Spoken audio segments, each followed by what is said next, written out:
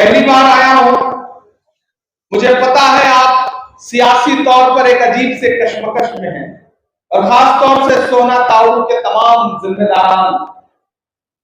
मैं आपसे ये कहने आया हूं मेरे भाई की इलेक्शन बहुत जरूरी इलेक्शन है, बहुत जरूरी इलेक्शन है।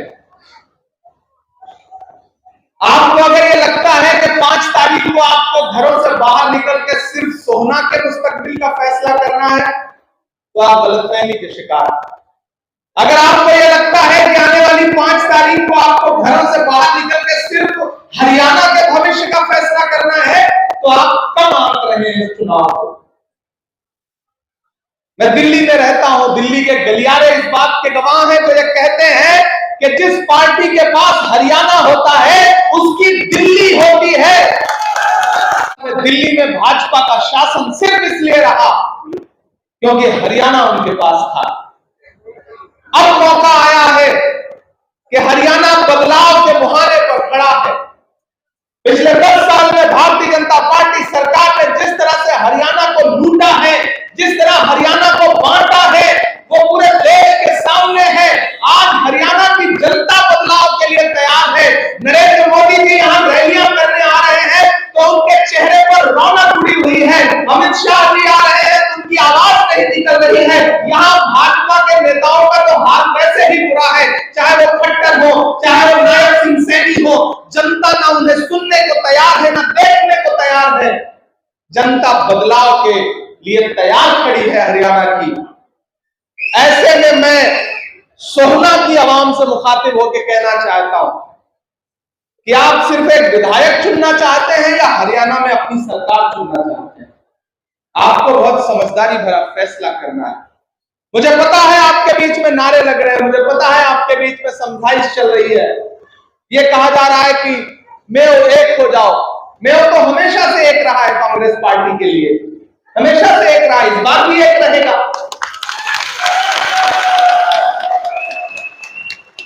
कोई खुशबू न कोई फूल न कोई रौनक, कोई खुशबू न कोई फूल न कोई रौनक, उसमें कांटों की जहालत नहीं देखी जाती।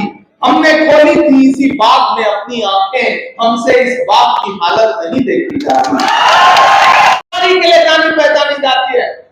एक दौर ऐसा भी आया था कि जब वक्त के बादशाह ने दिल्ली में बैठ करके मेवातियों से कहा कि हमसे समझौता कर लो, तो आप झुके नहीं। मेवात का जर्रा जर्रा हसन खान मेवाती की तारीफ को आज भी याद रखता है। मैं उस मेवात में खड़ा हूं। मेवात मेरे लिए कोई अनजाना नहीं है। मैं हो सकता है आपकी खुशियों में भले ना आया हूं, लेकिन राजस्थान और हरियाणा का जो भी मेवात का इलाका है, जब भी इस इलाके में कहीं कोई आंसू रहा होगा, मेरा ख्याल है कि मैं आपके आंसू पोंछने के लिए बार बार इस इलाके में आया हूं। और अगर आज फिर आपके बीच में हाजिर हुआ हो तो मेरे आने का मकसद आपको समझना पड़ेगा। ये इलेक्शन बहुत बड़ा इलेक्शन है। लोकसभा चुनाव में हारते हारते बची भारतीय जनता पार्टी एक बार फिर से अपने पैरों पे खड़ा होना चाहती है। मैं जम्मू कश्मीर में चुनाव प्रचार करके आ रहा हूं। सारी कोशिशें करने के बाद, जम्मू कश्मीर को 10 साल बर्बाद करने के बाद, अब जब वहां इलेक्शन हो रहे हैं तो तमाम तिकड़म के बाद भाजपा वहां भी हारने जा रही है। और वहां ये चर्चा है, वहां की आवाम ने मुझसे कहा कि इमरान साहब आप कल हरियाणा जा रहे हैं, हमने तो सुना है कि हरियाणा में एक तरफा कांग्रेस की आंधी चल रही है, कांग्रेस को आज जीतने से कोई रोक नहीं सकता है। मैंने कहा ना, तो बड़ी उलझनों में है, फैसला नहीं कर पा रहे। नारे सुने या बदलाव की आहट को महसूस करें। मेरे भाई, ये बहुत समझदारी का वक्त है, बहुत समझदारी का। और मैं बहुत छोटा हूं, मेरी उम्र बहुत कम है, लेकिन आपके बेटे की तरह हूं, आपकी भाई की तरह हूं। तो आपसे ये कहने आया हूं, इस वक्त देश में 2 लड़ाई छिड़ी हुई है। एक तरफ वो विचारधारा खड़ी है जो गोडसे को मानती है, और दूसरी तरफ वो विचारधारा खड़ी है जो गांधी को मानती है। लड़ाई सीधी है और कहीं इधर उधर देखने की भी जरूरत नहीं है, सीधी लड़ाई है। एक तरफ भाजपा खड़ी है, एक तरफ कांग्रेस खड़ी है। अगर बीच में कोई आकर के ये कहता है कि हम तीसरी ताकत हैं, तो आपको ये समझना पड़ेगा कि बहुत बुलंद फजा में तेरी पतंग सही, हमें पता है मगर डोर किसके हाथ में है, हमें पता है डोर किसके हाथ में किए जा रहे हैं, कहां से बैकअप दिया जा रहा है। मेरे भाई, ये हरियाणा है, यहां बिना 36 कौम का समर्थन लिए न तो कोई सरकार बन सकती है, न कोई विधायक बन सकता है। ये सच्चाई है। ऐसे में अगर ये कोई कहे कि हम एक समाज, एक बिरादरी से चुनाव जीत करके असेंबली में पहुंच जाएंगे, तो मुझे लगता है कि ये एक जुमला है नरेंद्र मोदी के जुमलों की तरह, उससे ज्यादा कुछ भी नहीं। मैं रोहतास खटाना जी के लिए आपके बीच में दामन फैला के ये कहने आया हूं कि मेरे भाई, याद करिए, आज से 2.5-3 साल पहले जब मुल्क में चारों तरफ नफरत का माहौल था, तब दिल्ली में एक इंसान उठ खड़ा हुआ, उसने कहा मैं कन्याकुमारी से कश्मीर तक पैदल चलूंगा, अपने पैर के छालों की परवाह नहीं करूंगा, एक नारा लगाऊंगा, नफरत छोड़ो भारत जोड़ो, एक नारा लगाऊंगा कि नफरत के बाजार में मोहब्बत की दुकान खोलनी है। मैं चला हूं उस राहुल गांधी के साथ। यहां से गुजरा कश्मीर के लिए तो पूरा हरियाणा उमड़ के आया था। मैं चला हूं राहुल गांधी के साथ। जब मीडिया मुझसे पूछा करती थी इमरान साहब, आप तो शायर हैं, सियासतदान बात में हैं, आप राहुल गांधी के साथ चल रहे हैं, आप क्या कहेंगे? तब मैं कह देता था कि जो हर जालिम से टकराएगी वो आंधी बनाऊंगा, जो हर जालिम से टकराएगी वो आंधी बनाऊंगा, नए अंग्रेज आए हैं, नया गांधी बनाऊंगा। पहले उसकी मजदूरी उसे दे देनी चाहिए। रखते हो ना इस बात पे ईमान? मैं रखता हूं, क्योंकि हमारे बुजुर्गों का कौल है कि मजदूर का पसीना सूखने से पहले उसकी मजदूरी उसे दे देनी चाहिए। अगर इस बात पर ईमान रखते हो तो मैं यहां खड़ा होकर के आपसे ये कह रहा हूं कि मैंने देखा है राहुल गांधी के पैर के छाले, मैंने देखे हैं राहुल गांधी के माथे का बहता हुआ पसीना। मैं यहां आपसे राहुल गांधी की मजदूरी मांगने के लिए आया हूं, और वो मजदूरी ये है कि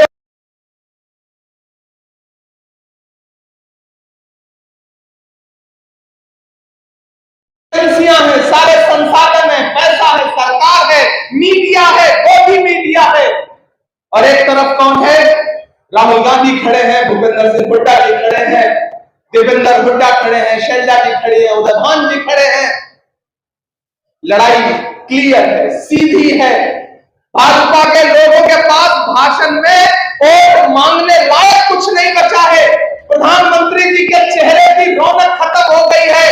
डिजाइनर कपड़े पहन के आ रहे हैं, लेकिन भाषणों में जोश नहीं है, कुर्सियां खाली है, साजिश की जा रही है। भाजपा बहुत शातिर है, जब वो जानती है कि हम अकेले नहीं जीत पाएंगे, तो फिर वो अपने कुछ सहयोगियों को पीछे के रास्ते से उतारती है, वोट काटने के लिए, बांटने के लिए। अगर आप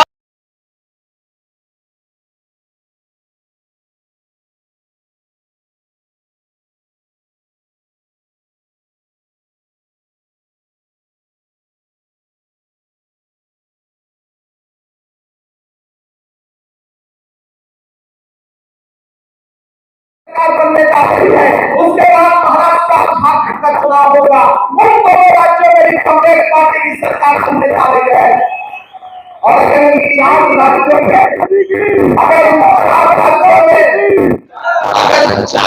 में आपने कांग्रेस पार्टी की सरकार पाया टूट जाएगा, उसके बाद क्या होगा?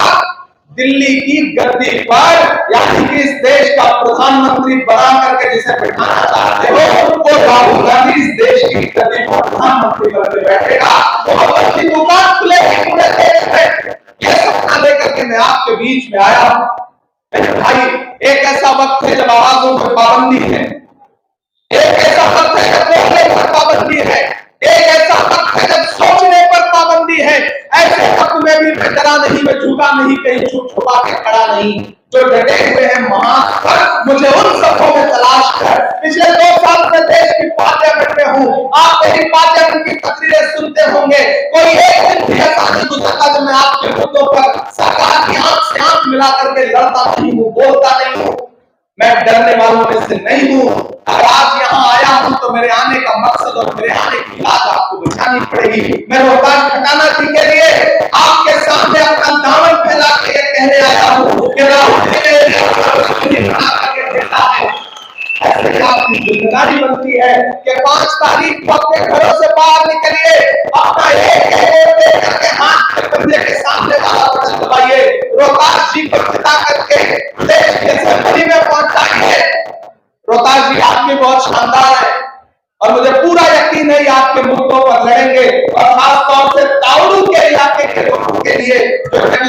बातें की गई है उसको अपनी सरकार से लड़के पूरा कराएंगे, ये मुझे पूरा यकीन है।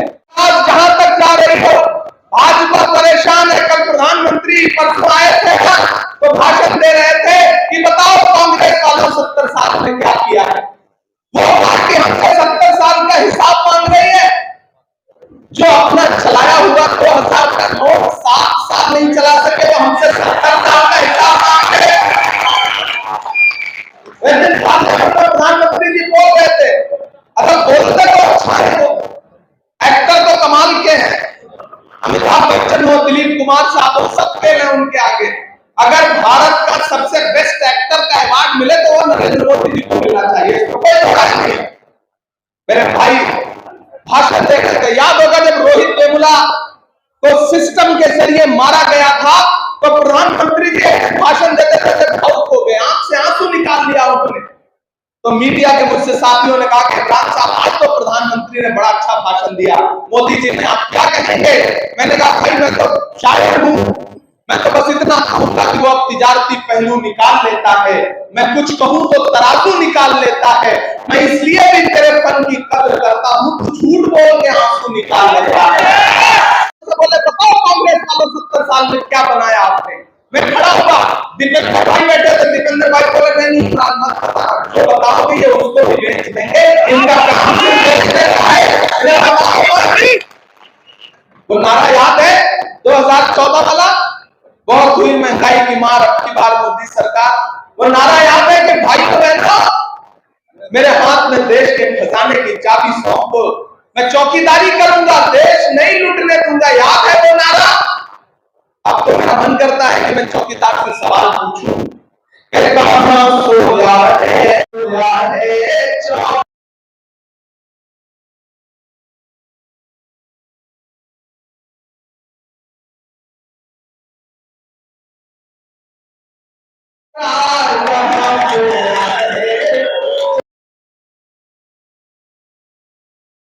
चौकीदार। गैस सिलेंडर की कीमत भी 1000 के पार, कहां सोया है चौकीदार, कहां सोया है चौकीदार। खट्टर ने कर डाला हरियाणा का बंटा भार, कहां सोया है चौकीदार, कहां सोया है चौकीदार। के चाय बेचने वाला पूरा भारत बेच रहा है। सही बोल रहा हूं कि नहीं बोल रहा हूं? सही बोल रहा हूं कि नहीं बोल रहा हूं? इधर आओ, शामिल हो। के चाय बेचने वाला पूरा भारत बेच रहा है, इसी काम में हासिल उसे महारत बेच रहा है। कि रेल बिक गई, तेल बिक गया, बिका हवाई अड्डा। अब क्या कहिएगा, यहाँ से लेकर के वहां तक जो चौथी पंक्ति में एक नाम आने जा रहा है ना, वो नाम अगर आपको अगर लगे कि यार आप कह दिया लड़के ने, तो फिर एक हाथ उठना चाहिए चौथी लाइन में कि रेल बिक गई, तेल बिक गया, बिका हवाई अड्डा।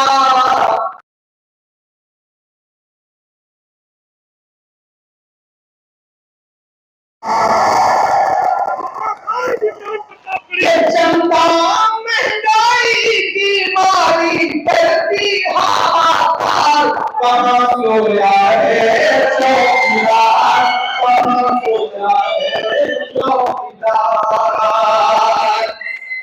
ताऊ वालों, सोना वालों, बहुत बारीक महीन खेल को समझना पड़ेगा। जो भाईचारा टूटा है उसको जोड़ने की कोशिश करें। सरकार बनने जा रही है और मैं अपने समाज के लोगों से भी कहता हूं कि सरकार बनने जा रही है, इस बनती हुई सरकार में अपनी भागीदारी सुनिश्चित करो। किसी झांसे में मत आओ, किसी झांसे में मत आओ। ऐसा ना हो कि बाद में पछताना पड़े, आपके बनने से भाजपा जीत जाए तो 5 साल पछताना पड़े। इसलिए गुजारिश करता हूं कि किसी झांसे में मत आओ। सरकार बनने जा रही है, रोहतास जी आपके लिए काम करेंगे। अगर ये आपके लिए खड़े नहीं दिखेंगे तो मैं ज्यादा दूर नहीं बनाना चाहते हैं। मैं आपका हूँ, आपका बेटा हूँ, आपका भाई हूँ, राहुल गांधी का भाई हूँ।